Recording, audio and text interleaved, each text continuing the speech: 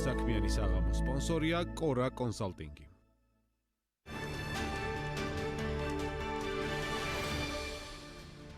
სახელმწიფო უსაფრთხოების სამსახურის ინფორმაციით თანაინვესტირების ფონდის ყოფილი ხელმძღვანელი ბიზნესმენი გიორგი ბაჩიაშვილი დაკავებულია. დეტალებს გიყვებით საქმიან საღამოში. ეროვნული ბანკის ინფორმაციით სავალუტო ბაზარზე არსებული ვითარების გათვალისწინებით სებმა აპრილში ბიმაჩ პლატფორმაზე განხორციელებული სავალუტო ინტერვენციების შედეგად $266 მილიონ-ზე მეტი შესყიდვა განახორციელა. საქსტატის მონაცემებით 2025 წლის პირველ კვარტალში სოფლის მეურნეობის პროდუქციის ერთეულის ღირებულების ინდექსი წინა კვარტალთან შედარებით 9.9%-ით გაიზარდა. ინდექსის ზრდის ძირითადი მამოძრავებელი იყო ერთწლოვანი კულტურების ღირებულების 33.8%-იანი ზრდა, რომელმაც მთლიან ინდექსში 6.66% პუნქტი შეიტანა. მოგესალმებით, ეს საქმიანი საღამოა, გადაცემა ბიზნესზე, ეკონომიკაზე და გეოპოლიტიკაზე. ჩვენი ამ გადაცემის ავტორები გიორგი თოლორდავა და გიორგი არონია ვართ. დავწყოთ.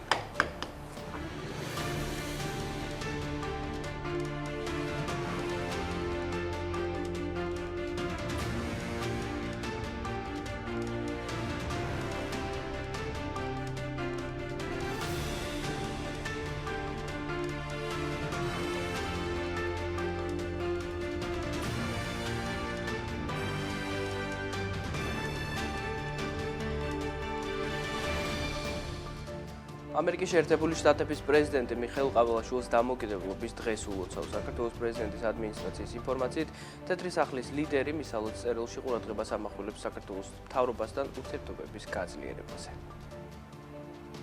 ბატონო პრეზიდენტო, დღეს საქართველოს დამოუკიდებლობის 107 წლისთავია. ეპოქალური თარიღი ქართველი ხალხის ბრძოლაში სუვერენიტეტის, უსაფრთხოებისა და ეროვნული იდენტობისთვის, რომელიც მძიმე სირთულეების და გამოწვევების ფონზე მიმდინარეობდა თაობიდან თაობამდე. ჩემი ადმინისტრაცია ერთგულია განამტკიცო საქართველოს მთავრობასთან მშვიდობიანი და ნაყოფიერი ურთიერთობები. სამმავლოდ ველოდებით ჩვენს ქვეყნებს შორის ეკონომიკური კავშირების გაღრმავებას, სამართლიანი ვაჭრობის მხარდაჭერისა და ორმხრივი თანამშრომლობის არეალის გაფართოების გზით.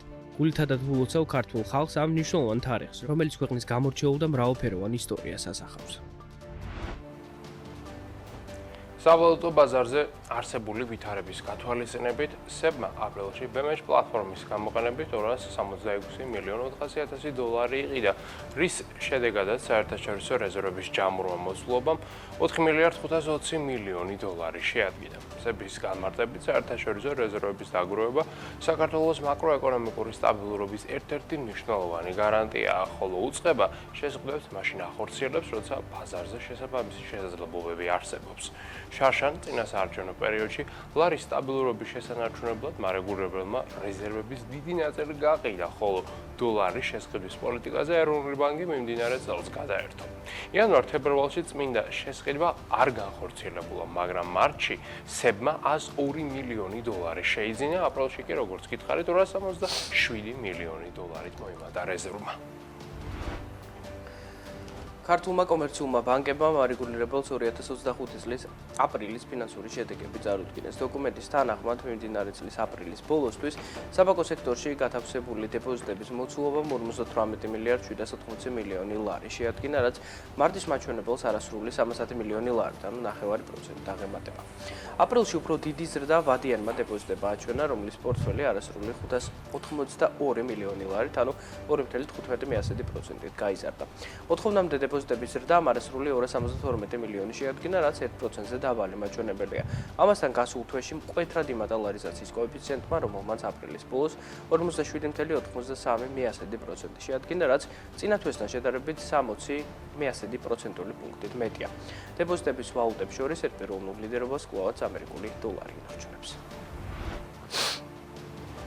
გასული თვის მონაცემებით ქართული ბანკების მიერ გაცემული კრედიტების ჯამურმა მოცულობამ აპრილში $804 მილიონი იმატა, რის შედეგადაც პორტფელის ჯამურმა მოცულობამ $64 მილიარდ $200 მილიონი შეადგინა. ახალი შესხების დიდი ნაწილი უცხოურ ვალუტაში იყო გაცემული, რის შედეგადაც აპრილის ბოლოს კრედიტების ლარიზაცია მცირედით იკლო და აპრილის ბოლოს 56% შეადგინა. კალთინთაგარდის პროგნოზით მიმდინარე წელს საქართველოში უმუშევრობის დონე მკვეთრად შემცირდება და წლის ბოლოსთვის 13.5%-ის ტოლი იქნება. როგორც საინვესტიციო ბანკის კვირის განახლებაში ვკითხულობთ, ზრდის პროგნოზი თვით დასაქმებულთა შემცირებას და სამუშაო ძალის ზრდას უკავშირდება და ის სრულთახვედრაშია გასული წლის სტატისტიკასთან. როგორც საქსტატის რიცხვებიდან ვიგებთ, 2024 წელს უმუშევრობის დონე ძლეურად 2.5%-ული პუნქტით შემცირდა და 13.9% შეადგინა. შარშან ჯამში 1.400.000 ადამიანი იყო დასაქმებული, რომელთა უდიდესი ნაწილი დაქირავებით მუშაობს, როცა თვითდასაქმებულების სტატუსი 450.000-მდე ადამიანს აქვს. საბრძონედ საქართველოში 227.000 უმუშევარი ირიცხება. საქართველოს პრემიერ-მინისტრმა დღეს ქვეყანაში დაგეგმილი დიდი ინფრასტრუქტურული პროექტების შესახებ ისაუბრა. ირაკლი კობახიძის განცხადებით, ნამახვანხევის, ნესკრასა და ხუდუნხევის ენერგეტიკული პროექტების განხორციელების მიზნით ინტენსიური მუშაობაა საჭირო. თავად ამ პროექტების განვითარება კი მთავრობის გეგმაში შედის, რომლის თანახმად 2030 წლამდე ქვეყნის შიდა დაგეგმილი სიმძლავრე 10.000 მეგავატამდე უნდა გაიზარდოს. ეს კი შეუძლებელია, თუ კი ქვეყანაში არ განხორციელდა როგორც დიდი ზომის ენერგეტიკული პროექტები, ასევე არაშენდა მცირე ჰესები და ქარისა და მზის ელექტროსადგურები.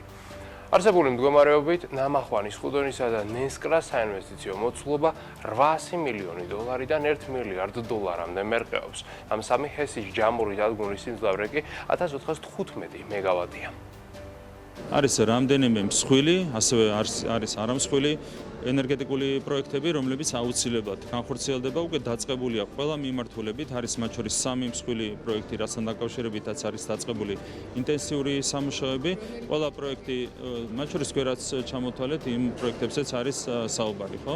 არის ძალიან დიდი რესურსი, იგივე ნასკრას მიმართულებით, უდონის მიმართულებით, ნამახვანის მიმართულებით და ყველა მიმართულებით არის საჭირო ინტენსიური მუშაობა. ჩვენ გვაქვს ამბიციური ამოცანა, გვინდა 10.000 მეგავატს გადავაჭარბოთ უკვე 2030 წლისთვის ამ პროექტების განხორციელების გარეშე, რა თქმა უნდა, ეს მიზანი ვერ იქნება მიღწეული. ჩვენი ამბიციური ამოცანაა, რომ 2030 წელს მოხმარებას გადააჭარბოს გამომუშავება. ეს მიზანი უნდა იყოს მიღწეული, ეს სჭირდება საქართველოს ეკონომიკურ დამოუკიდებლობას და ზოგადად ჩვენი ქვეყნის დამოუკიდებლობას, შესაბამისად ყველა მიმართულებით ძალიან აქტიურად ვიმუშავებთ. ჰესების გარდა ირაკლი კობახიძემ დღეს საქართველოსთვის კიდევ ერთ მნიშვნელოვან დარგზე, ინფრასტრუქტურაზე და ამ მიმართულებით მიმდინარე უმსხვილეს პროექტებზე, ანაკლიის ღრმაწვოვან პორტზე ისაუბრა. პრემიერ-მინისტრის თქმით, ჩინურ კონსორციუმ CCCC-სთან ანაკლიის პორტის პროექტის განხორციელების თაობაზე საინვესტიციო შეთანხმების გაფორმებას ობიექტური გარემოებები აფერხებენ, მაგრამ კონკრეტულად რა პრემიერ-მინისტრს არ დაუკონკრეტებია. პორტის ინვესტორის შესარჩევ საერთაშორისო კონკურსში გამარჯვებულად მთავრობამ ჩინური სახელმწიფო კორპორაცია გამარჯვებულად ჯერ კიდევ 1 წლის წინ გამოავლინა და როგორც იმ დროს ითქვა, ინვესტორთან შეთანხმება მალევე უნდა გაფორმებულიყო, მაგრამ მას მერე ხელმოწერის თარიღმა არაერთხელ გადაიწია. მთავრობის ბოლო ოფიციალური ვარაუდით, კონტრაქტი გაზაფხულის ბოლომდე იქნებოდა ხელმოწერილი. პროექტის მიხედვით, ჩინური CCCC ანაკლიის ღრმაწვოვანი პორტის ერთობლივი კომპანიის 59%-იანი წილის მფლობელი იქნება, ხოლო საქართველოს მთავრობა პროექტის მაჟორიტარი 51%-იანი აქციონერი გახდება. პროექტის თანახმად ანაკლიის პორტში პირველი საკონტეინერო გემები 2029 წელს უნდა შევიდნენ. პირველი ფაზის საინვესტიციო ღირებულება 600 მილიონი დოლარია და ის სრულიად 600.000 კონტეინერის გამტარიუნარიანობის მქონე ტერმინალის მშენებლობას ითვალისწინებს. სოფლის მეურნეობის მინისტრი დავით სონღოლაშვილი საფრანგეთში სამუშაო ვიზიტის ფარგლებში ესპანეთის, პორტუგალიის, საფრანგეთის და კენიის მინისტრებს შეხვდა, რა დროსაც საქართველოს ევროინტეგრაციის საკითხზე ისაუბრეს. მინისტრის შეფასებით, საქართველო ევროკავშირთან ასოცირების შეთანხმებით გაწერილი მიზნების შესრულებას აგრძელებს. სონღოლაშვილის განცხადებით, იმისათვის, რომ ევროკავშირში საქართველოდან ექსპორტის ზრდის ტენდენცია შენარჩუნდეს, ბიზნესის აქტიური ჩართულობა და ინვესტიციების წახალისება არის აუცილებელი. საქსტატის მონაცემებით 2024 წელს საქართველოს ევროკავშირის სავაჭრო ბრუნვა 14%-ით გაიზარდა და ისტორიულ მაქსიმუმს 5 მილიარდ 200 მილიონ დოლარს მიაღწია. საქსტატის მონაცემებით მიმდინარე წლის პირველ კვარტალში სოფლის მეურნეობის პროდუქციის საშუალო ღირებულება წინა კვარტალთან შედარებით 9.5%-ით გაიზარდა, როცა ძლიერმა ზრდამ 13.3% შეადგინა. კვარტალის და წლის ჭრილში ზრდის მთავარი განმაპირობებელი ერთწლოვანი კულტურების გაძვირება. ამავე პერიოდში მრავალწლოვანი კულტურების ღირებულება 2.6%-ით შემცირდა, ხოლო ცოცხალი ცხოველების და ცხოველური წარმოშობის პროდუქტების ღირებულება 10.2%-ით გაიზარდა. კონკურენციის და მომხმარებლის დაცვის სააგენტომ კომპანია აგრომოტორსის 40%-იანი წილის ფიზიკური პირის მიერ შეძენაზე თანხმობა გასცა. აღნიშნული შესყიდვა სასოფლო-სამეურნეო და საბითუმო ვაჭრობის სექტორში განხორციელდა. საერთაშორისო ბირჟებზე ნავთობის ფასის შემცირების პარალელურად საქართველოში საწვავი კიდევ ერთხელ გაიარდა. ბოლო ერთ კვირაში ბრენდირებულ გასამართ სადგურებზე ბენზინის და დიზელის ღირებულება საშუალოდ 4-6 თეთრითაა შემცირებული. ფასების კლების ტენდენცია ჯერ კიდევ მარტში დაიწყო, მაგრამ საქართველოში საწვავის რეალიზატორი კომპანიების წარმოადგენლები საერთაშორისო ბაზარზე ნავთობის ფასების შემცირების პარალელურად ქვეყნის შიგნით საწვავს კიდევ უფრო მეტად გაიაფებენ და ამას პროგნოზირებენ სწორედ. მაისის დასაწყისში ბენზინის და დიზელის ღირებულება 9-10 თეთრით შემცირდა, ახლა ფასი კიდევ ერთხელ დაკორექტირდა. თანაინვესტირების ფონდის ყოფილი ხელმძღვანელი გიორგი ბაჩიაშვილი დაგავებულია. როგორც სუში ამბობენ, უწყება მიიღო ანონიმური ინფორმაცია, თითქოს გიორგი ბაჩიაშვილი წითელი ხიდისა და სადახლოს შორის არსებული ეგრეთ წოდებული მწვანე საზღვრის მონაკვეთის მიმდებარედ გადაადგილდებოდა, რაზედაც უწყებამ ოპერატიულ სამძებრო ღონისძიებები გაატარა და ის დააკავა. პროკურატურა გიორგი ბაჩიაშვილს ქართული ოცნების დამფუძნებლის ბიძინა ივანიშვილის კრიპტოვალუტის მითვისებას ედავებოდა. აღნიშნულ საქმეზე გიორგი ბაჩიაშვილმა 2.5 მილიონიანი გირაო გადაიხადა, მაგრამ საქმის დასრულებამდე მას ქვეყნის დატოვება აეკრძალა. მოგვიანებით მან ქვეყანა ფარულად დატოვა. საქართველოში შექმნილ რეალობაზე, ქვეყნის ეკონომიკაზე და ბიზნესზე საუბარი BMG-ზე საქმიანი საღამოს დასრულების შემდეგაც გაგრძელდება, რადგან სწორედ ეს თემა შეერჩია თელარა გალანდიამ წერტილის დღევანდელი ეპიზოდისთვის, რომელიც საღამოს 10:09-ზე დაიწყება. ნახოთ გადაცემის ანონსი, რომლის შემდეგ მოგიყვებით თუ რა ხდება ბირჟებზე. როგორ მოქმედებს საშუალო და მსხვილი ბიზნესის განწყობასა და გეგმებზე ქვეყანაში შექმნილი რეალობა, რა შანსი აქვს საქართველოს დასავლური ინვესტიციების მოზიდვის და რომელ სფეროებში. დღეს 21 საათსა და 30 წუთზე BMG TV-ზე ლონდონში საქართველოს საინვესტიციო ფორუმიდან დაბრუნებული ბიზნეს ასოციაციის აღმასრულებელი დირექტორი ლევან ვეფხვაძე ბიზნესის თვალით დანახული საქართველოს ეკონომიკის პერსპექტივასა და რისკებზე წერტილში თელარა გელანდიასთან ერთად.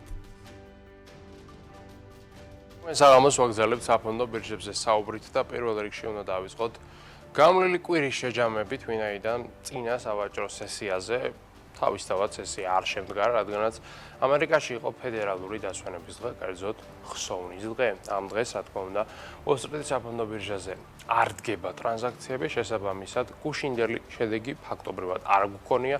ეს იყო პარასკევის შედეგი და საერთო ჯამში განლილი კვირა დიდად გამორჩეული ამერიკისათვის არ იყო, რადგანაც საშუალოდ ვიხილეთ 2.5%-იანი კორექცია ძირითად ინდექსებთან მიმართებით. საბედნიეროდ, მიმდინარე კვირა უკვე ძალიან პოზიტიურად არის დაწყებული და ეს ყველაფერი უკავშირდება ისე და ისე პრეზიდენტ ტრამპის მიერ მიღებულ გადაწყვეტილებებს. ჯერ იყო მან განვლილი კვირის მიწურულს ევროკავშირის წინააღმდეგ ახალი სატარიფო ომი წამოიწყო და დაანონსა, რომ თუკი ევროკავშირი დროულად არ გამოიჩენდა ინიციატივა სავაჭრო შეთანხმების მიღწევასთან დაკავშირებით, მაშინ ამერიკა 1 ივნისს უკვე ევროკავშირს დაუწესებდა 50%-იან საიმპორტო სატარიფო რეჟიმს, მაგრამ შემდეგ მან ეს პირობა გარკვეულწილად გადათქვა და სწორედ გუშინ გაავრცელა ინფორმაცია, რომ ამერიკა ამ შეზღუდვას ამოქმედებდა 9 ივლისს, ანუ კორექციამ რეალურად ბადებს შორის შეადგინა დაახლოებით 1 თვე. ეს თვე კი თავისი არსით გაჩნდა იქიდან, რომ ევროკავშირმა მოითხოვა მეტი დრო იმისათვის, რომ მიღწეული იქნეს შეთანხმება მხარეებს შორის და ეს ყველაფერი იმაზე მეუთითებს, რომ მხარეები ერთმანეთში საუბრობენ და ძალიან დიდი ალბათობით ევროკავშირსა და ამერიკას შორის გაფორმდება ახალი სავაჭრო შეთანხმება, რომელიც რა თქმა უნდა იქნება მიღებული ტარიფების გარეშე, ვინაიდან ეს ქვეყნები და ქვეყანათა ბლოკი ერთმანეთთან ძალიან კარგ ურთიერთობაში არიან ისტორიულად, მათი ვაჭრობის მოცულობა იზომება ასეულ მილიარდებში. შესაბამისად, ამ ქვეყნებს ერთმანეთთან დაპირისპირება სავაჭრო კუთხით არ აწყობთ, ხოლო თავისი არსით ეს გულისხმობს იმას, რომ გარკვეულწილად ამერიკა მიყვება იმ სტრატეგიას, რომელიც დასახა თავის დროზე ტრამპმა, რაც გულისხმობს თავისი არსით სავაჭრო შეთანხმებების გაფორმებას ძირითად პარტნიორებთან. ერთ-ერთი პარტნიორი, რომელთანაც უკვე გაფორმდა შეთანხმება, ეს არის მოგეხსენებათ გაერთიანებული სამეფო, შემდეგი რიგში დგას ჩინეთი, რომელთანაც სავარაუდოდ ძალიან მალე ვიხილავთ შეთანხმებას და ასევე ახლა უკვე ვიცით დადასტურებულად ისიც, რომ ევროკავშირთანაც ამ საკითხზე მიმდინარეობს მსჯელობა. შემდეგი ქვეყნები სავარაუდოდ, რომლებიც ამერიკასთან შეთანხმებას გააფორმებენ, იქნებიან დიდი ალბათობით იაპონია, ინდოეთი, კანადა, მექსიკა და სხვა ის დიდი სახელმწიფოები, რომელთაც ამერიკასთან აქვთ კოლოსალური მოცულობის სავაჭრო ბრუნვა და ძალიან დიდი სავაჭრო დეფიციტი ან პროფიციტი გააჩნია რომელ მხარეს იმყოფებიან ისინი ვაჭრობისა. საერთოდ ჯამში ეს ქვეყნები სავარაუდოდ ექსკლუზიურ კონტრაქტს გამოივაჭრებენ ტრამპის ადმინისტრაციასთან, ხოლო ის ქვეყნები, რომლებიც ამ სიაში ვერ მოხვდებიან, ანუ ტოპ 20-ული, მათთვის სავარაუდოდ ამერიკა მოამზადებს სტანდარტულ პაკეტს, რომელსაც ისინი უნდა დათანხმდნენ წინააღმდეგ შემთხვევაში მათ მოუწევთ ტარიფებში ცხოვრება, ამას კი რა თქმა უნდა არავინ არასოდეს არ დათანხმდება. მოკლედ, აი ამ ყველაფრის გაცნობიერების ფონზე დროა გადავინაცვლოთ დღევანდელ სავაჭრო სესიაზე, რომელიც როგორც გითხარით, პოზიტიურად მიმდინარეობს და გვაქვს ყველა ძირითადი ინდექსთან მიმართებით S&P 500-ის შემთხვევაში მატების მაჩვენებელი არის დაახლოებით 2%. Dow Jones-ის შემთხვევაში მატება 1.64%-ია, ხოლო NASDAQ-ის ინდექსი, როგორც ხედავთ, ძალიან მკვეთრ 2.27%-იან მატებას აფიქსირებს და ამ ყველაფრის ფონზე ფაქტობრივად ყველა მსხვილი ამერიკული კომპანიის შეფასება არის გაზრდილი, განსაკუთრებით კარგი შედეგი კი, როგორც ხედავთ, აქვთ ტექნოლოგიური სექტორის წარმომადგენლებს, ვინაიდან ისინი ყველაზე მოწყვლადები არიან ზოგადად ტარიფებისა და გეოპოლიტიკური არასტაბილურობების მიმართ. ასევე პოზიტიური განწყობა გვაქვს ევროპაში, სადაც 600 უმსხვილესი კომპანიის საერთო კაპიტალიზაცია არის გაზრდილი 0.33%, თუმცა აქ თუ გავითვალისწინებთ იმას, რომ გუშინდელ სავაჭრო სესიაზე ევროპული ბირჟა ლამის 2.5%-ით გაიზარდა, მაშინ დავინახავთ, რომ ევროპას შესანიშნავად აქვს საქმე. იაპონიაშიც ასევე პოზიტიური დინამიკა შეინიშნება, კერძოდ გვაქვს 0.5%-იანი მატება, შანხაის ინდექსი კი მცირედით 0.19% არის შემცირებული, თუმცა ეს მაინც მინიმალური კორექცია იმასთან შედარებით, რაც საერთოდ ჯამში ვიხილეთ ბოლო პერიოდში. აქვე უნდა ვისაუბროთ ჩვენ ენერგეტიკულ ბირჟაზე, სადაც ფასები არის ამ ეტაპზე შემცირებული ნავთობისა დაახლოებით დღის განმავლობაში 1%-ით და როგორც ხედავთ, ბრენდის ფასი შეადგენს $64, WTI-ის ფასი დაახლოებით შეადგენს $61. რეზერვულ პერიოდში კორექცია გვაქვს 23-24%-ის ფარგლებში. ასევე გაიაფებული არის ბუნებრივი აირი, კერძოდ 1%-ით და მისი ღირებულება უკვე 37 ევროიან ნიშნულს ოფიციალურად ჩამოწდა. კლება გვაქვს დღეს უხეშორის ოქროსთანაც, რომელიც უკვე 1.5%-ით არის გაუფასურებული და ამჟამად ოქროს ფასი უნციაზე, რა თქმა უნდა, შეადგენს $3295. ამ კორექციის მიუხედავად, მინდა გითხრათ, რომ ერთწლიან პერიოდში ოქროს მაინც ძალიან კარგი შედეგი აქვს და ეს შედეგი არის რეალურად +40% და შეგვიძლია ვთქვათ, რომ ასეთი ერთი წელი ოქროს ალბათ დიდი დეპრესიის შემდეგ არ ჰქონია, რაც რა თქმა უნდა არის ფენომენალური შედეგი. ასევე ბოლო პერიოდში ძალიან კარგ ფინანსურ მაჩვენებელს აფიქსირებს კრიპტოინდუსტრია, რომლის შეფასებაც დღეს მართალი 1% არის შემცირებული, თუმცა ის მაინც შეადგენს $3.6 მილიარდ.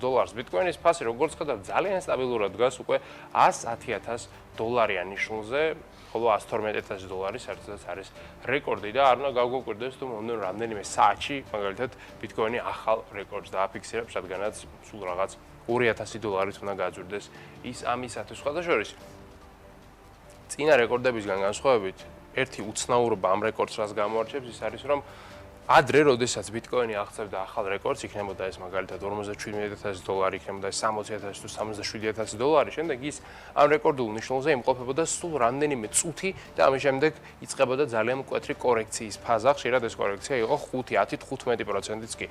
ხოლო ამჯერად ხედავთ განსხვავებულ ვითარებას, ის ავიდა 112,000-იან ნიშნულზე და მას შემდეგ ლამის უკვე მესამე-მეოთხე დღეა მერყეობს $110,000 ფარგლებში, რაც იმაზე მეუთითებს, რომ უკვე ბიტკოინში დევს ძალიან დიდი ფული და ამ ფულის მიღმა არიან არა უბრალოდ რიტეილ ინვესტორები, ანუ ჩვეულებრივი მოქალაქეები, არამედ საინვესტიციო ფონდები, ბანკები და ძალიან მსხვილი კომპანიები, რომლებიც მოგეხსენებათ პოზიციებს დღეში 5-ჯერ არ ხსნიან და არ ხურავენ, ისინი როგორც წესი აქტივს ყიდულობენ გრძელი პერიოდით, გრძელი ვადით და საბოლოო ჯამში ეს ყველაფერი ფასის სტაბილურობას იწვევს, ანუ ინდუსტრია ნელ-ნელა გადადის კონსერვატიულ ფაზაში, რაც რა თქმა უნდა ინვესტორებისათვის არის მისასალმებელი. ასევე დღეს პოზიტიური შედეგი აქვს ეთერიუმსაც, რომლის ღირებულებაც უკვე უახლოვდება, როგორც ხედავთ, $2,700-იან ნიშნულს, დღეს გაძვირების მაჩვენებელი არის 5%. კაპიტალიზაცია ამის ფონზე 322 მილიარდი გვაქვს ეთერიუმის შემთხვევაში, ბიტკოინთან კი $2.190 მილიარდი, ანუ ის აქტივების საერთო ჩამონათვალში არის დაახლოებით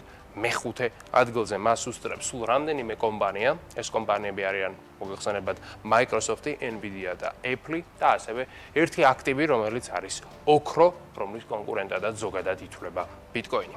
აქ უნდა ვისაუბროთ ჩვენ ლონდონის საფონდო ბირჟაზე, სადაც მოგახსენებათ არიან წარმოდგენილნი ქართული კომპანიები. დავიწყოთ საუბარი საქართველოს ბანკით, რომელსაც დღეს აქვს პოზიტიური შედეგი და მატება გვაქვს +0.37%. TBC შემთხვევაშიც ასევე პოზიტიურ დინამიკას ვხედავთ და ზრდის მაჩვენებელი არის 0.66%. საერთო ჯამში ბოლო პერიოდში შედარებით დასტაბილურებული არის ორივე ქართული ბანკის აქციების შეფასება, თუმცა მინდა აღვნიშნო, რომ დაახლოებით 2 კვირის წინ დაფიქსირებულ პიკურ მაჩვენებელთან შედარებით TBC-ის აქციების შეფასება მაინც არის შემცირებული, ამიტომაც შეგვიძლია ვთქვათ, რომ ბოლო 1 და 2 კვირა TBC-ისათვის დიდად გამორჩეული მაინც არ არის. აქვე ჩვენს ეროვნულ ვალუტასაც გადავალოთ თვალი, რომელიც არის ბოლო პერიოდში გამყარებული დოლართან სხვადასხვა და კურსი ამჟამად გვაქვს 2.73. ევროს კურსი გვაქვს 3.10, აქ ლარი ზოგადად არის გაუფასურებული, რაც თავისი არსით ევროს გამყარებითაა გამპირობებული, ხოლო სტერლინგის კურსი 3.70 შეადგენს, ანუ აქ ლარი არის გაუფასურებული. აქვე როდესაც ლარზე ვსაუბრობთ, მაშინ ინვესტორების შესაძლებლობაზეც უნდა ვთქვათ, ორივე სიტყვა, რომელსაც ჩვენ გვთავაზობს Foresight Investment Group-ი.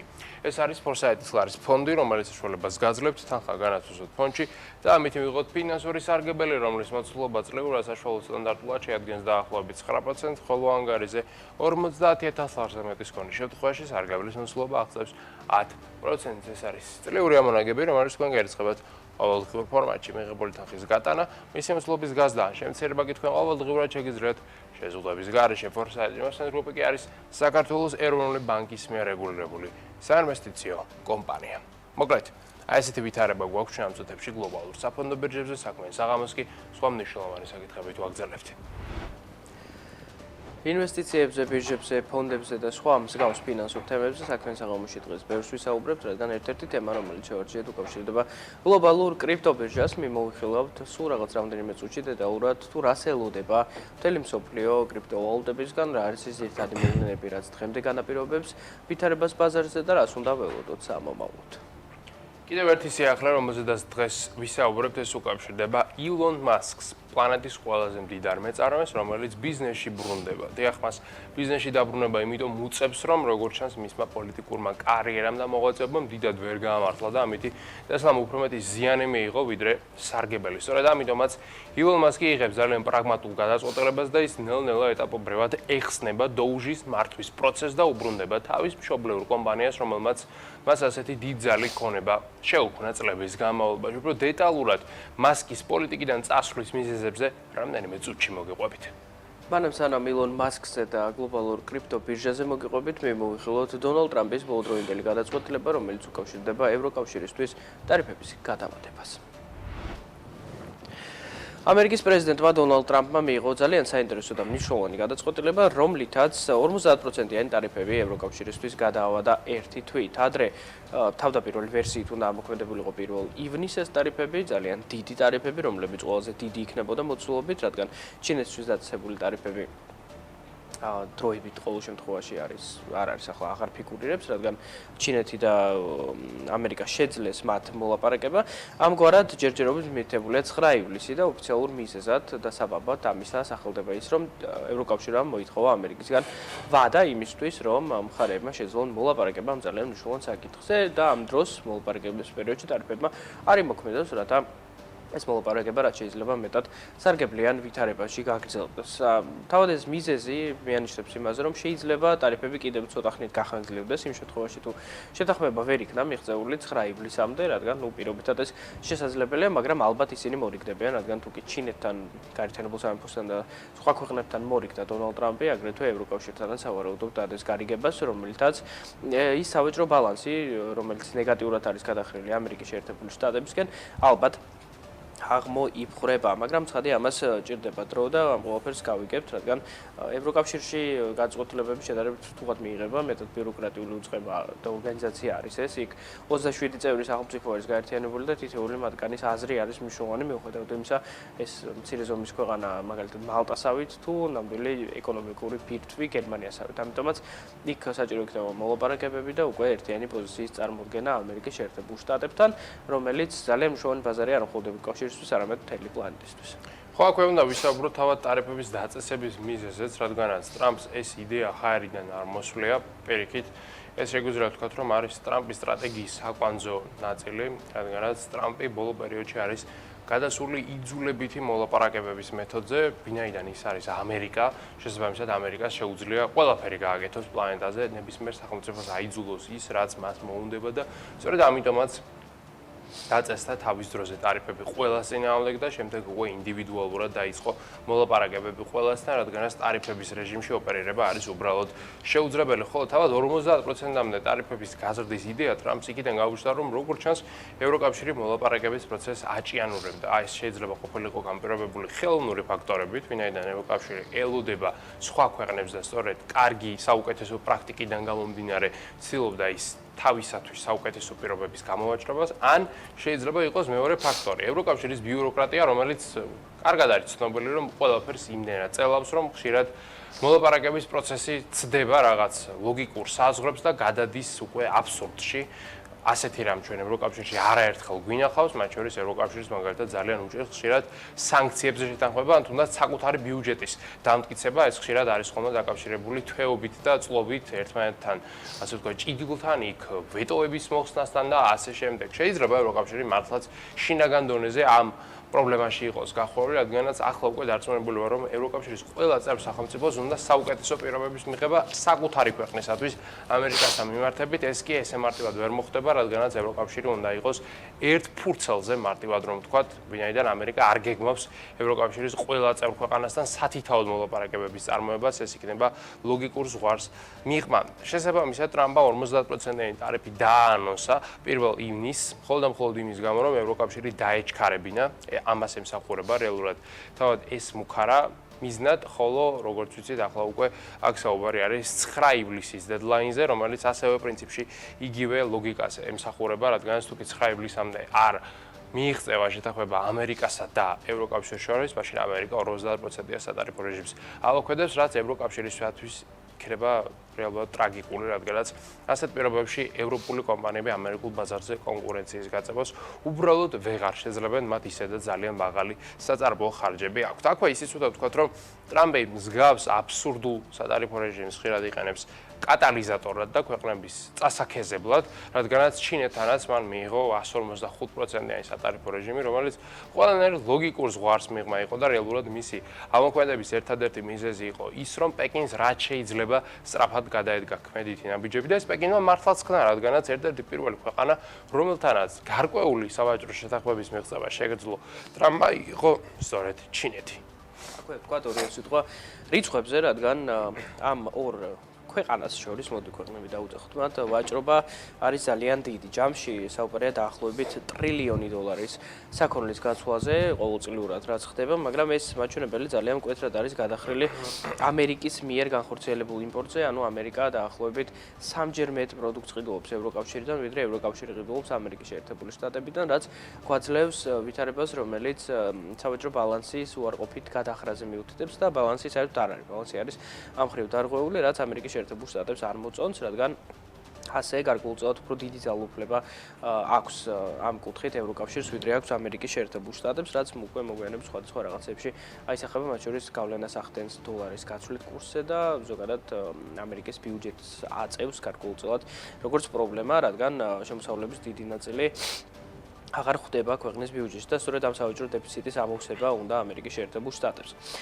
ევროკავშირის ექსპორტებს შორის, ანუ ამერიკა რასაც ყიდულობს იმ საქონელს შორის, არის რამდენიმე ძირითადი პროდუქტი, ესენია ფარმაცევტული პროდუქტები, ანუ მედიკამენტები, რომლებიც ძირითადად რამდენიმე ევროპული კომპანიის მიერ არის წარმოებული, მათ შორის ერთ-ერთი, მაგრამ არა ერთადერთი არის დანიური Novo Nordisk, რომელიც Ozempic-ს და კიდევ მილიონ სხვა წამალს აწარმოებს, აგრეთვე არის მეორე კატეგორია ავტომობილების წარმოებლები დაახლოებით 51 მილიარდი ევროს ღირებულების ავტომობილებზე არის ყოველწლიურად საუბარი, ძალიან დიდი ინდუსტრია ევროპისთვის, რომლის დიდი ნაწილი გერმანიას და კიდევ რამდენიმე ქვეყანაზე მოდის, აგრეთვე არის ზოგადი მანქანა-დანადგარები, ელექტრული მანქანა-დანადგარები და მათ შორის მცირე ზომის საყოფაცხოვრებო ტექნიკა, რომელიც ევროპაში იწარმოება და მეხუთე ადგილზე არის კონკრეტული ინდუსტრიებისთვის შექმნილი ძალიან დეტალური მანქანათგანადგარები, აქ ძირითადად ASML იგულისხმება, რომელიც ნიდერლანდური კომპანიაა და აწარმოებს მიკროჩიპების დამამზადებელ მოწყობილობებს, მარტივად რომ ვთქვათ და აქვს ლამის მონოპოლია ამ ბაზარზე. ბაზარზე. შესაბამისად ყველა ყიდულობს ამისგან და ჯამში მაგალითად 30 მილიარდი ევროს ღირებულების ეს დანადგარები გაყიდა კომპანიამ გასულ წელს. თავად ამერიკის ექსპორტი ევროკავშირში არის და როგორც ვთქვი დაახლოებით 370 მილიარდი დოლარი და ძირითადი პროდუქტები არის ცხადია საწვავი, მათ შორის ნავთობი, მათ შორის გაზი, მათ შორის ბენზინი და ასე შემდეგ. აგრეთვე არის თვითმფრინავები და კოსმოსური ხომალდები, რაც Boeing-ს და კიდევ რამდენიმე კომპანიას უკავშირდება, მათ შორის დიდ ამერიკულ სამხედრო გიგანტებს, აგრეთვე ევროპელები ყიდულობენ სხვა ტიპის მოწყობილობებს, დანადგარებს, აქსესუარებს, მცირე ზომის ნაწილებს, მარტივად რომ ვთქვათ, აგრეთვე პროდუქტები გადის ჯანდაცვის მიმართულებით, რადგან ამერიკაში ძალიან ბევრი ამ ტიპის კომპანიაა და კიდევ არის სხვა შორის მეხუთე ადგილს იკავებს პლაზმა, ანუ სისხლი, რომელიც აგრეთვე ევროკავშირში დიდი რაოდენობით შედის ამერიკის შეერთებული შტატებიდან.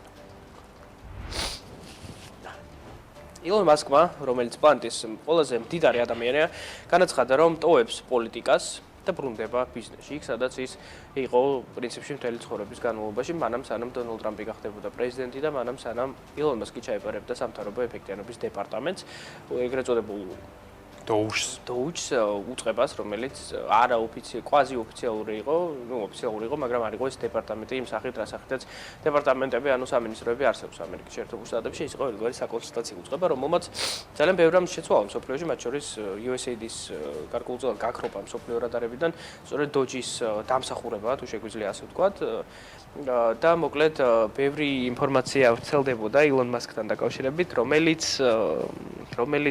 ხო, ბევრი რამის თქმა შეიძლება მასზე, მაგრამ ერთი რაც არის ის, რომ მან გარკვეულწილად დიდად იზარალა თავისი პოლიტიკური კარიერით, მიუხედავად იმისა, რომ სარგებელი ალბათ სხვა მხრივ მაინც მიიღო, რაც ესე პირდაპირ არ ჩანს, რადგან მან ალბათ რაღაცები დაალაგა პირდაპირ დონალდ ტრამპთან, მათ შორის მისი მეორე კომპანიისთვის, SpaceX-ისთვის, რომელიც კოსმოსური გიგანტია და 10 მილიარდი დოლარის ტენდერს ფლობს ამერიკის შეერთებული შტატების სხვა კომპანიებისგან და სხვა დაწესებულებებისგან და მოკლედ საინტერესო მიმართულებები ისმის. მაგრამ Tesla-სთან დაკავშირებით პრობლემები იყო, რადგან ადამიანები Tesla-ს აღარ ყიდულობდნენ, იმიტომ რომ ილონ მასკს აღარ ენდობოდნენ და თან Tesla-ს მყიდველებს შორის უდიდესი ნაწილი მოდის დემოკრატებზე, მათ შორის ადამიანებზე, რომელთათვის ძალიან მნიშვნელოვანია ის, რასაც დონალდ ტრამპი არ აკეთებს. ამიტომაც ერთგვარი პრობლემა გაჩნდა ამ ორ მიმართულებას შორის. ნამდვილად Tesla-ს გაუჩნდა ამომრჩევლის კრიზისი, ყიდველის კრიზისი, რაც აისახა საბოლოო ჯამში კომპანიის აქციების შეფასებაზეც და პიკურ მაჩვენებელთან შედარებით Tesla-ს აქციების შეფასება ერთი პერიოდის განმავლობაში იყო შემცირებული 55%. მართალია ეს ზარალი ბოლო პერიოდში კომპანიამ ამოიღო და ახლა უკვე პოსტ, ასე ვთქვათ, აღდგენის პერიოდში ვიმყოფებით, ანუ ჯერაც უკვე იმ ნიშნულზე ვართ, რა დროსაც საერთოდაც ილონ მასკი გამოჩნდებოდა პოლიტიკაში, თუმცა პიკურ ნიშნულთან კიდევ ძალიან დიდი მანძილი გვაშორებს, რაც იმითი არის განპირობებული, რომ Tesla-ს ფუნდამენტური ფაქტორები არის ამასობაში გაუარესებული, კერძოდ აქ საუბარი არის იმაზე, რომ Tesla-ს ელექტრომობილებზე მოთხოვნა ეცემა მთელი მსოფლიოს მასშტაბით, არა მარტო ამერიკაში, არამედ მათ შორის ევროკავშირში, სადაც არ მოსწონთ ის ყველაფერი, რასაც ტრამპი მთელი ამ დროის განმავლობაში აკეთებდა და არ მოსწონთ ის ყველაფერი, რასაც მასკი აკეთებდა და ამბობდა, ვინაიდან ის თავის სოციალურ ქსელ X-ში ხშირად საუბრობდა ევროკავშირის პოლიტიკაზეც, მათ შორის საფრანგეთში რა ხდება, გერმანიაში რა ხდება, იტალიაში რა ხდება, გაერთიანებულ სამეფოში რა ხდება და ხშირად ის მხარს უჭერდა ულტრამემარჯვენე პარტიებს, ულტრამემარჯვენე კანდიდატებს და მათ გარკვეული ჯგუფები ნაციზმშიც კი ადანაშაულობენ, განსაკუთრებით რამდენიმე ჟესტის გამო. შესაბამისად, ძალიან ცუდი დამოკიდებულება არის ამჟამად ილონ მასკის მიმართ მსოფლიოს მასშტაბით და ამ ყველაფერს უმეტესად განაპირობებს ის ყველაფერი, რაც გააკეთა მასკმა Doge-ში, კერძოდ რა გააკეთა მან პირველ რიგში ის, რომ გაუშვა დაახლოებით 300,000-მდე ფედერალური მუშაკი სახლში. ეს ადამიანები წლების განმავლობაში მუშაობდნენ ამერიკის ფედერალურ სახელმწიფო სისტემაში, თუმცა მათ სწორედ ილონ მასკის გამო დაკარგეს ადგილები სამუშაოები და ახლა უკვე ისინი არიან დასაქმების გარეშე. ამ ყველაფერმა რა თქმა უნდა რაღაც პოზიტიურიც გამოიწვია და პოზიტიური ის არის, რომ ბიუჯეტმა მოახერხა დაახლოებით 160 მილიარდი დოლარის დაზოგვა, თუმცა რამდენად ღირდა ზოგადად 300,000 ადამიანის და მათი ოჯახების, მეგობრების და ახლობლების გადამტერება ამ 160 მილიარდ დოლარად, ამის შეფასება უკვე ამერიკული პოლიტიკური ელიტისათვის მიმინდია, ხოლო ეს ყველაფერი რომ ტესლას აქციონერებისათვის სარგებლის მომტანი არ ყოფილა, ეს არის უბრალოდ ფაქტი. ასევე ის უნდა ვთქვათ, რომ სწორედ ილონ მასკის ტერორი შეეხო 27 სამინისტროს დაუწყებას, მათ შორის არიან როგორც უშუალოდ განათლების სამინისტრო, ჯანდაცვის სამინისტრო, შრომის მიმართულების დეპარტამენტი, ასევე არიან სააგენტოები, მათ შორის ყველაზე დიდი დარტყმა მიიღო USAID-მა, რომელიც როგორც შენახეთ, ფაქტობრივად გამქრალი არის რადარიდან და ამჟამად იმყოფება უბრალოდ ესეთი ზომბის ტიპის არსებობის რეჟიმში, ვერ აფინანსებს ვერაფერს, ვერ იწყებს ახალ პროექტებს და ელოდება ცვლილებებს. ამ ყველაფერმა მიგვიყვანა იქამდე, რომ ილონ მასკისათვის უკვე პოლიტიკური კარიერის გაგრძელება იყო ეკვივალენტი ბიზნეს სუიციდისა, რაც მას რა თქმა უნდა არ უნდა, რადგანაც ეს ადამიანი საერთოდ პოლიტიკაში იმიტომ მოვიდა ალბათ, რომ თავის ბიზნესს დახმარებოდა და ტესლასათვის უკეთესი პირობები გამოევაჭრა ადმინისტრაციის მხრიდან, მაგრამ როგორც ჩანს, ეს პირობები არ არის მაგიდაზე, ყოველ შემთხვევაში მასზე ამ ეტაპზე საუბარი არ არის, ხოლო მას კი კარგავს ფულს და კარგავენ ფულს ასევე ტესლას აქციონერებიც, რომლებიც რაღაც პერიოდის განმავლობაში საერთოდ ფიქრობდნენ იმაზე, რომ ხომ არ გაეგდოთ ილონ მასკი კომპანიიდან, ხომ არ წაერთვიათ მისთვის გენერალური დირექტორის სტატუსი და დაახლოებით ისეთი რამ ხომ არ უნდა გვენახა, რაც დავინახეთ ერთ დროს ჩვენ Apple-თან, როდესაც Apple-მა ძალიან მარტივად რა ვთქვა, სტივ ჯობსი გაუშვა სამსახურიდან და შემდეგ მოუწიათ მათ სტივ ჯობსის დაბრუნება, ასეთი რამ შეიძლება მომხდარიყო სწორედ ტესლასა და მასკის შემთხვევაში, მაგრამ Apple-ისგან განსხვავებით ტესლას შეფასების ლამის 80% დგას ილონ მასკის ფიგურაზე, შესაბამისად მისი გაგდება ასეთი მარტივი ვერ იქნება ტესლა სავარაუდოდ ილონ მასკის გარეშე დიდხანს ვერც გაძლებს ასეთ კონკურენტულ ბაზარზე, სადაც არიან არა მარტო ამერიკული მოთამაშეები, არამედ ევროპული და მათ შორის ჩინური მოთამაშეებიც, რომლებიც შეგვიძლია ვთქვათ, რომ სინათლის სიჩქარით ვითარდებიან. მოკლედ ამ ყველაფრის ფონზე ილონ მასკმა ეთყობა იფიქრა და მოიფიქრა, რომ მისთვის პოლიტიკის გაგრძელებას აზრი არ ჰქონდა, რადგანაც საბოლოო ჯამში მისი პოლიტიკური ვოიაჟით ტესლამ და მისმა ქონებამ უფრო დიდი დარტყმა მიიღო, ვიდრე უპირატესობა, ეს კი რა თქმა უნდა არც ერთ ბიზნესმენს არ აწყობს, ხოლო ილონ მასკი პირველ რიგში არის ბიზნესმენი, თალაც პლანეტის ყველაზე დიდარი. მიმდინარე წელს გლობალური კრიპტოინდუსტრია დგას, შეიძლება ითქვას ერთგვარი გარდატეხის წინაშე და ძალიან მნიშვნელოვანი ცვლილებების წინაშე, რადგან სამი ძირითადი მიმართულებით იგეგმება მნიშვნელოვანი რადიკალური ცვლილებები მთელ მსოფლიოში. ესენია რეგულაციების გამარტივება მსოფლიოს რიგ ძალიან მნიშვნელოვანი ქვეყნებში, აგრეთვე ინსტიტუციური ინტერესის ზრდა, რაც აისახება ძალიან დიდი კაპიტალის შესვლით ETF-ების გზით ბიტკოინში და სხვა კრიპტოვალუტებში და აგრეთვე ტექნოლოგიური ცვლილებები, რაც უკავშირდება ახალი ტექნოლოგიების გამოჩენას, მათ შორის AI-ს, რომელიც ინტეგრირებულია ყველაფერში, ანალიტიკით დაწყებული, ტრეიდინგით დამთავრებული, უკვე არსებობენ AI ბოტები, რომელთაც უბრალოდ აძლევ ფულს და გარიგებებს და ისინი 24 საათის განმავლობაში ვაჭრობენ, იქ რისკ ფაქტორს მიუთითებ და სავარაუდოდ მოგცემენ ამონაგებს, ან შეიძლება არ მოგცემენ, ეს უკვე ცხადია. ყველაფერი ბედიღბალზე და კიდევ სხვა რამდენიმე ფაქტორზე არის დამოკიდებული. მაგრამ აგრეთვე მთავარი მოვლენა, რომელსაც პრინციპში მთელი ინდუსტრია ელოდება, ჯერჯერობით არის წინ. ეს მოვლენა არის ამერიკის შეერთებულ შტატებში სტრატეგიული რეზერვის შექმნა, ანუ მარტივად რომ ვთქვათ, ისეთ რეზერვი, სადაც იქნება კონცენტრირებული დიდი რაოდენობით და ღირებულებით სხვადასხვა ტიპის კრიპტოვალუტები. მათ შორის 5 დასახელდა უკვე, ესენია ბიტკოინი, ეთერიუმი, კარდანო, ADA სახელი ცნობილი, Solana და XRP, რომლის გამომშვები არის Ripple Labs, აგრეთვე ძალიან ცნობილი კომპანია გლობალურ კრიპტოინდუსტრიაში. ამის შესახებ ინფორმაცია გავრცელდა ჯერ კიდევ დიდი ხნის წინ, რამდენიმე თვის წინ, მაშინ ბაზარს გარკვეული რეაქცია ჰქონდა, მაგრამ თავად ეს ფაქტი ჯერ არ მომხდარა და თეორიულ დონეზე შეიძლება არც მოხდეს, ამას მაინც სჭირდება გარკვეულწილად დადასტურება ამერიკელი კანონმდებლების მიერ და თუ კი ეს მოხდება, მაშინ კრიპტოინდუსტრია იხილავს ისეთ რამეს, რაც ამ დრომდე არ ესოდეს უნახავს, რადგან კი ქვეყნები ყიდულობდნენ ბიტკოინს ამ დრომდეც და ამერიკის შეერთებული შტატები ისედაც ცნობენ მეხუთე ყველაზე დიდი და მსხვილი მფლობელია კრიპტოვალუტებისა, მაგრამ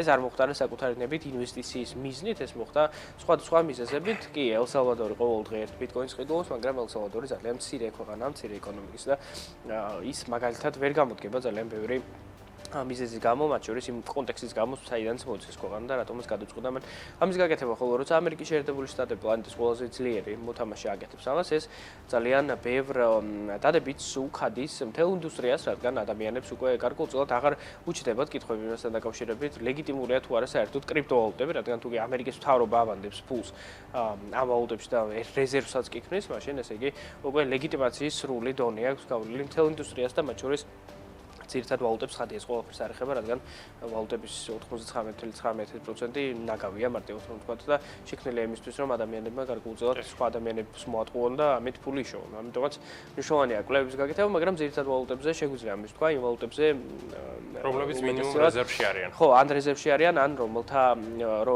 ვაჭრობა შეიძლება ETF-ების გზით, რადგან ETF-ს ისე არ შექმნის კომპანია, თუ კი არ არის ძირეულად თანახმა იმ იდეებთან, რასაც კონკრეტული კრიპტოვალუტა ისახავს მიზნად. ამიტომაც ყველაზე მნიშვნელოვანი მოვლენა ალბათ ჯერჯერობით არის წინ, მაგრამ სხვა მოვლენები გვაქვს და ეს ყველაფერი პრინციპში გვაძლევს იმის თქმის საშუალებას, რომ შეიძლება ერთ დროს მართლაც ციფრულ ოქროდ იქნეს აღქმული ბიტკოინი, ოღონდ არა ისე როგორც დღეს, ანუ კონკრეტულ წრეებში, არამედ ზოგადად და ადამიანებმა რომელთაც სურთ კონკრეტული ინვესტიციის დაბანდება და ფულის შენახვა მიაშურონ არა ფიზიკურ ოქროს მომავალში, როგორც ამას სხვა წინ ათაობებია ასობით და ათასობით თაობა აკეთებდა, არამედ შეგადაინაცვლონ ბიტკოინში და მათ შორის იყიდონ ის როგორც ოქროს ალტერნატივა. და ოქროს ალტერნატივად ეს ადამიანები ბიტკოინს შეიძენენ ალბათ ETF-ების დახმარებით, რადგანაც კრიპტობირჟაზე რეგისტრაცია, იქ თანხის შეტანა და შემდეგ ტრანზაქციის განხორციელება მინიმუმ არის რთული და მაქსიმუმ არის შეუძლებელი, რადგანაც ზოგიერთ ქვეყანაში ეს უბრალოდ ნებადართულიც კი არ არის, მაგრამ ქვეყნების აბსოლუტურ უმეტესობაში ნებადართული არის ამერიკულ საფონდო ბირჟასთან წვდომა, ხოლო ამერიკულ საფონდო ბირჟაზე უკვე არის წარმოდგენილი ათობით ბიტკოინის, ეთერიუმის და სხვა კრიპტოაქტივის ETF-ი, ხოლო ამ ETF-ებს თავისი არსით უშვებენ ინსტიტუციური ძალიან მსხვილი აქტივების მმართველი კომპანიები, რომლებიც ამჟამად როგორც ჩანს ყველაზე მეტ ბიტკოინსაც კი ფლობენ, მათ შორის მეორე ადგილზე მყოფი რეიტინგში არის BlackRock-ი, რომელიც პლანეტაზე ლამის ყველაზე მეტ ბიტკოინს ფლობს, ვინაიდან ის უშვებს ყველაზე მოთხოვნად ETF-ს IBIT-ს, რომელსაც უკვე ძალიან ბევრი ქართველიც ფლობს. ასევე აქ მეორე ფაქტორი რეალურად კრიპტოინდუსტრიის ბოლოდროინდელი აღმასვლისა არის სწორედ ეს ინსტიტუციური ინვესტორების მხრიდან ინტერესის წარმოშობა, მათ შორის აქ არიან როგორც აქტივების მმართველები BlackRock-ი, Vanguard-ი, State Street-ი, Blackstone-ი, ასევე აქ არიან საინვესტიციო ბანკები, რომლებიც უკვე ბიტკოინს ყიდულობენ თავიანთი კლიენტებისათვის და მათ შორის საკუთარი პორტფელისთვისაც, აქ არიან რა თქმა უნდა JP Morgan-ი, Wells Fargo, Citi, Deutsche Bank-ი და სხვა ნებისმიერ, რომელსაც რეალურად კლიენტი დაუკვეთავს უბრალოდ, რომ მე მინდა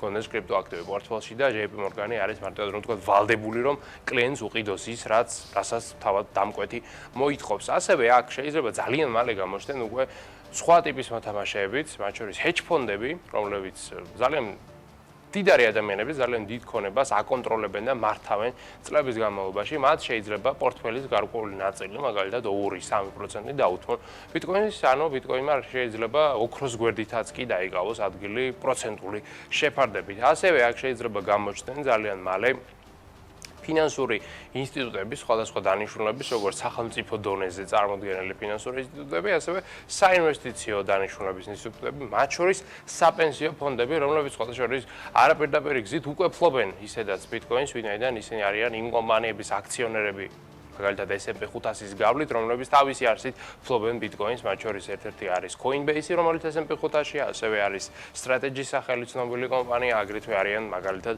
BlackRock-ი და Vanguard-ი და სხვა კომპანიები, რომლებთაც თავისი არსით ბიტკოინი, იმიტომ აქვთ, რომ ETF-ები გამოუშვან. მოკლედ, შეიძლება საბოლოო ჯამში ვიხილოთ ის, რომ ინსტიტუციური მოთხოვნა გაჩნდეს იმდენად მაღალი, რომ ამან შეიძლება მოგვცემს ისეთი რეალობა, სადაც ბიტკოინი შეიძლება იქცეს ძალიან მსხვილ საინვესტიციო აქტივად. კიდევ ერთი მნიშვნელოვანი ფაქტორი ეს არის ტექნიკური განახლება, რადგანაც ყველა ძირითადი კრიპტოვალუტა პერიოდულად იღებს დიდ განახლებას, მათ შორის ძალიან აქტიურები არიან Cardano, Solana და XRP, ვინაიდან მაღალი თაობის ახალი ტიპის კრიპტოაქტივები არიან ესენი, ასევე Ethereum-აც დაახლოებით 2 კვირის წინ მიიღო უდიდესი განახლება 2022 წლის შემდეგ, რასაც ბაზარი პოზიტიურად შეხვდა. ბიტკოინი დიდად განახლებებს არ იღებს, რადგანაც ბიტკოინის დანიშნულება არ არის ის, რომ ის ტექნოლოგიური პლატფორმა იყოს, მაგრამ მაინც ბიტკოინიც ვითარდება ძალიან ნელი ნაბიჯები, თუმცა ძალიან ისეთი მძიმე ნაბიჯები ზოგადად ბიტკოინს არ სჭირდება, რომ იქ ვიღაც ხელს აღათურებდეს კოჩი და ყოველ კვირა რაღაცას ცვლიდეს. საერთო ჯამში ეს განახლებები აჩენს ახალ ფუნქციონარს, ახალ შესაძლებლობებს და საბოლოო ჯამში ეს ყველაფერი იწვევს იმას, რომ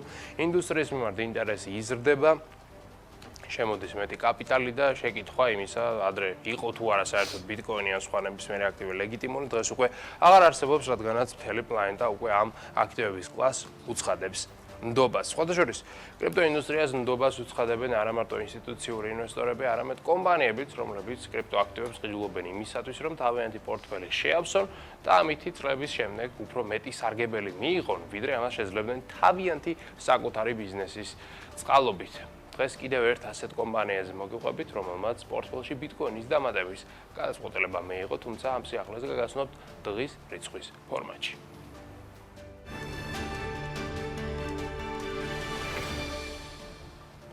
ჰონგ-კონგში დაფუძნებულმა სარესტომო ქსელმა DDC Enterprise-მა მომდევნო 3 წლის განმავლობაში 5000 ბიტკოინის ყიდვა გადაწყვიტა. ამჟამინდელი ფასის გათვალისწინებით, ეს შესაძლოა კომპანიას დაახლოებით 550 მილიონი დოლარი დაუჯდება. როგორც DDC-ის მენეჯმენტი აცხადებს, კომპანიამ უკვე შეიძინა 2,5 მილიონი დოლარის მოცულობის ბიტკოინი და დარჩენილ ტრანზაქციებს ის პერიოდულად კიდევ განახორციელებს. მიუხედავად იმისა, თუ რამდენი იქნება ამ დროისათვის ბიტკოინის ფასი. უნდა აღინიშნოს, რომ ეს კომპანია ჩინური წარმოშობისაა, სადაც ზოგადად ბიტკოინის შესყიდვა და გამოყენება კორპორაციულ დონეზე აკრძალულია, თუმცა ჰონგ-კონგის კანონმდებლობა DDC-ის ამ ტრანზაქციის გატარების საშუალებას აძლევს. კომპანიის ხელმძღვანელობის განცხადებით, ბიტკოინს ზრდის უდიდესი პოტენციალი აქვს, ამიტომაც Day-Day Cookie ამ შესაძლებლობით ისარგებლებს და კრიპტოაქტივების დახმარებით ის ინვესტორებისათვის მეტ სარგებელს დააგენერირებს. ესეთი იყო 27 მაისის საქმიანი საღამო ჩვენი გადაცემის დასრულების შემდეგ გელდება თელარა გელანდიას ავტორო გადაცემა წერტილი. ჩვენ კი ხვალ შევხვდებით. მომავალში ხვედრამდე.